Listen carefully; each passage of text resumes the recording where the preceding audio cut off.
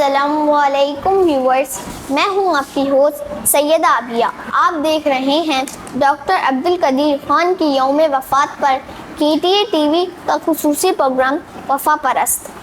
اس transmission میں ہمارے ساتھ موجود ہیں ممتاز اسکالر جناب محمد فہیم خان۔ سر، ہم آپ کو خوش آمدید کہتے ہیں۔ جناب محمد فہیم خان، ہم آپ سے آپ کا تعارف چاہتے ہیں۔ بہت شکریہ۔ بسم اللہ الرحمن الرحیم۔ سب سے پہلے تو میں بہت مشکور ہوں KTA کا، آپ نوجوانوں کا، آپ بچوں کا، کہ آپ نے اتنے خوبصورت پروگرام میں مجھے مدعو کیا اور اتنی ممتاز و معروف اور اتنی گراں قدر شخصیت کے خدمات کو خراج تحسین پیش کرنے کے لیے آج کا یہ پروگرام منعقد کیا ہے۔ میرا ایک مختصر سا تعارف ہے۔ میں نے ماسٹر ان پولیٹیکل سائنس کیا ہے۔ اس کے علاوہ میرا اپنا جو تعلق رہا ہے وہ ایجوکیشنل فیلڈ سے رہا ہے۔ میں اسسٹنٹ ڈائریکٹر ایجوکیشن منہاج ایجوکیشن سوسائٹی پاکستان اپنی خدمات سر انجام دے رہا ہوں۔ ڈمی میوزیم سے آئے ہوئے ڈاکٹر عبدالقدیر خان، ڈاکٹر صاحب ویلکم ٹو دا شو۔ اس کے علاوہ ہمارے انٹرویو پینل بھی یہاں موجود ہے۔ اگر آپ دیکھیں تو آپ کو پتہ چلے گا کہ لیاقت علی خان سے لے کر عبدالستار اہدی تک ہم نے ہر اچھے انسان کے ساتھ ناانصافی کی ہے۔ ان کا صحیح مقام ان کو نہیں دے سکے، جبکہ چوروں اور کرپشن کرنے والوں کو بہت عزت دی ہے۔ آج کی یہ اسپیشل ٹرانسمیشن انہیں احساس دلانے کے لیے سجائی گئی ہے۔ سر، سب سے پہلے میں آپ سے آغاز کرتی ہوں۔ اگر میں کہوں کہ ڈاکٹر عبدالقدیر خان کا پاکستانی قوم سے کیا شکوہ تھا اور ان کی زندگی کا اوور آل جائزہ پیش کریں تو آپ کیا فرمائیں گے؟ جی بہت شکریہ۔ میں ایسی شخصیات جو زمانہ صدیوں میں پیدا کرتا ہے، یگانہ روزگار شخصیت ہو اور اپنی خدمات اور اپنے علم اور اللہ رب العزت کی خداداد صلاحیتوں کے اندر وہ اپنا ایک بڑا منفرد مقام رکھتی ہو۔ زمانہ ان کو صدیوں میں پیدا کرتا ہے۔ بقول شاعر، ہزاروں سال نرگس اپنی بے نوری پہ روتی ہے، بڑی مشکل سے ہوتا ہے چمن میں دیدہ ور پیدا۔ ڈاکٹر عبدالقدیر خان صاحب جیسی گراں قدر شخصیت، جو انہوں نے اپنی خدمات پاکستانی قوم کو دیں، صرف پاکستانی قوم کو نہیں دیں بلکہ عالم اسلام کے لیے ان کی جو بڑی قربانیاں ہیں، جو خدمات انہوں نے دیں، اپنی تمام تر آسائشوں کو چھوڑ کر اللہ رب العزت نے ان کو جتنی بڑی صلاحیتیں دی تھیں، تو یورپین کنٹریز کے اندر ان کو جس مقام اور جس عہدوں پہ سرفراز کیا تھا اور جو سہولیات اور آسائشیں ان کو دی گئی تھیں، وہ سب کی سب انہوں نے پاکستان کی خدمت کے لیے، پاکستان کو مضبوط کرنے کے لیے انہوں نے وہ چھوڑی اور پاکستان آ کر سکونت اختیار کی۔ یہاں پر ابتدائی دور کے اندر تو یقیناً ان کو سربراہی ایٹامک ریسرچ لیبارٹری کوہٹا کے اندر جو ہے وہاں کی سربراہی دی گئی، لیکن اس کے بعد جیسے پاکستان نے ایٹمی دھماکہ کیا 28 مئی کو 1998 کو، تو اس کے بعد پاکستانی قوم کے اوپر جو پریشر بلڈ ہوا، غیر ملکی قوتوں کا پاکستان کے اوپر زور بڑھا، تو ڈاکٹر عبدالقدیر خان صاحب کو ہماری حکومت نے اس طرح سے سپورٹ نہیں کیا۔ گو کہ وہ پاکستانی قوم سے بہت محبت کرتے تھے، انہوں نے اپنا سارا اثاثہ چھوڑ دیا اور پاکستان کی خدمت کے لیے یہاں پہ تشریف لائے، لیکن پاکستانی قوم نے بھی اور پاکستانی حکومت نے بھی ان کے ساتھ انصاف نہیں کیا۔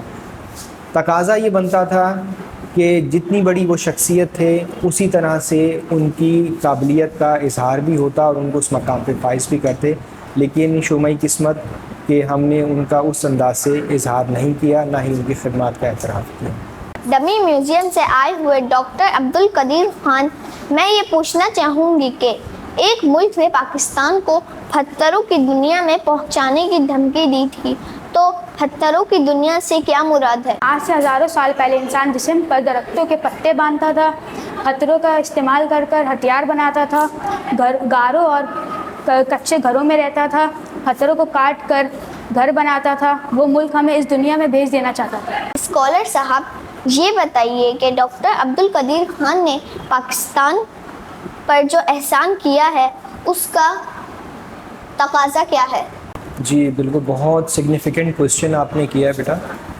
اس میں دیکھیے کہ پاکستان قوم کے اوپر جتنا بڑا احسان ڈاکٹر عبدالقدیر خان صاحب کا ہے وہ اس کو ہم فراموش نہیں کر سکتے، ان کا حق ادا نہیں کر سکتے، کیونکہ آپ یہ دیکھیے کہ پاکستان کو جب قسم پرسی کی حالت میں تھا، پاکستان قسم پرسی کی حالت میں تھا، پاکستان کے پاس وہ مالی سہولیات موجود نہیں تھی، پاکستان اقتصادی طور پہ کمزور تھا اس وقت، اس موقع کے اوپر ڈاکٹر عبدالقدیر خان صاحب نے اپنا پورا برائٹ فیوچر چھوڑتے ہوئے پاکستان کو مستحکم کرنے اور اس کو طاقتور کرنے کے لیے وہ پاکستان تشریف لے کے آئے، اور ان تمام قسم پرسی کی حالت کے باوجود ڈاکٹر عبدالقدیر خان صاحب نے اپنی ٹیم کے ساتھ شبانہ روز محنت کی اور پاکستان کو ایٹمی قوت، دنیا کی نقشے کے اوپر ایک ایٹمی قوت کے طور پہ منوا دیا۔